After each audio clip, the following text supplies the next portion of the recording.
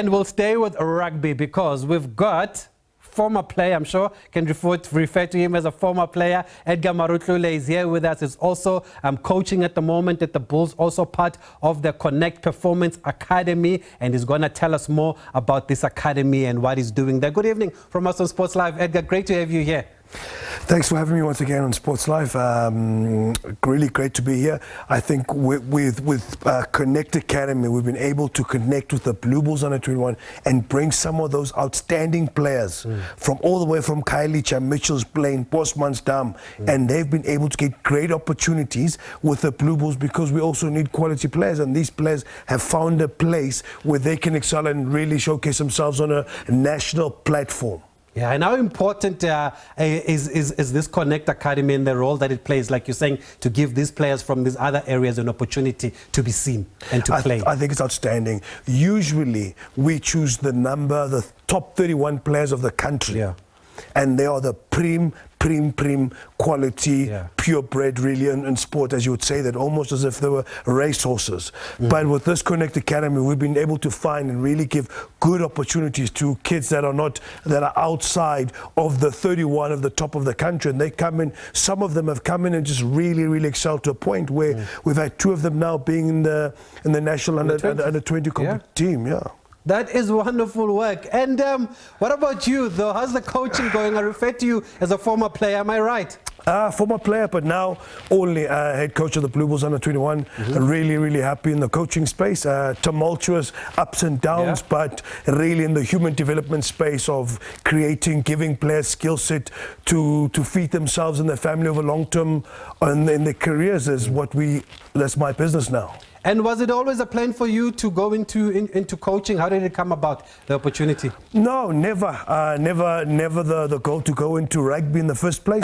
I grew up wanting to be a Bafana player. I never watched 95 World Cup. I watched 96 African Cup of Nations with Neil Tovey and Eric Tinkler and everyone there. And then fortunate enough to get an opportunity as well at a school called Potchefstroom High School for Boys. And they said, listen, let's try this rugby thing out. I got the most improved player of the year, and I thought, guys, maybe let's try this thing out. And then all of it blossomed to a point where I actually was able to give back and say, let me really become a coach and be able to give back the same skill set, give back and really be able to encourage the resilience in some of the players that I also was able to display in my own career as well. Okay, wonderful. You mentioned Neil Tovey and Eric Tinkler. Sounds like you were a defender or a defensive midfielder back in your days, eh? Very close. Maybe left back. Left back. I can see the left back in you. But just still on the coaching then, there seem to be a lot of opportunities opening up now for black coaches. We're seeing the guys like Mzwake, the guys like Piwa doing great jobs here now. How do you see this space at the moment?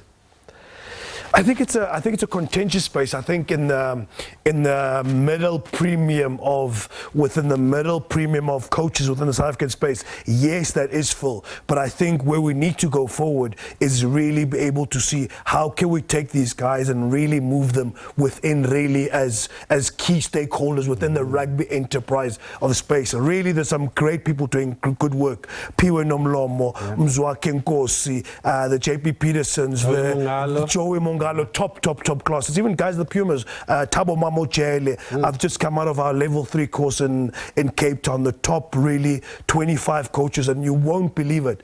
Top good coaches of color that are just coming through in leaps and bounds. I've got no doubt in about 10-15 years time we'll see definitely someone with legitimacy, with really a key Springbok coach. Guys like Sticks, Mzwandile Stick, doing an outstanding job with the Springboks as they're playing right now and beating Wales. So are you saying these coaches need to be trusted? Because we see in the Currie Cup, they'll lead the team to the semi-finals and then another coach is on the bench when it's the business end of the competition now.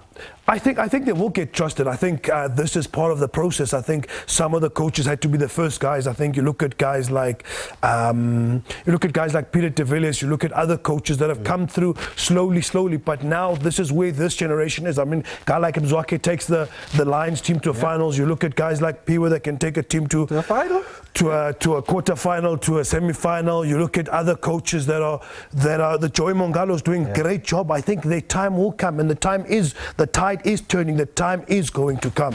Yeah, well done to those coaches also. Don't forget JP Peterson also with the Sharks going all the way there, but he had done their groundwork. But you mentioned also the Boks and Mzwandile Stick being involved with the Boks.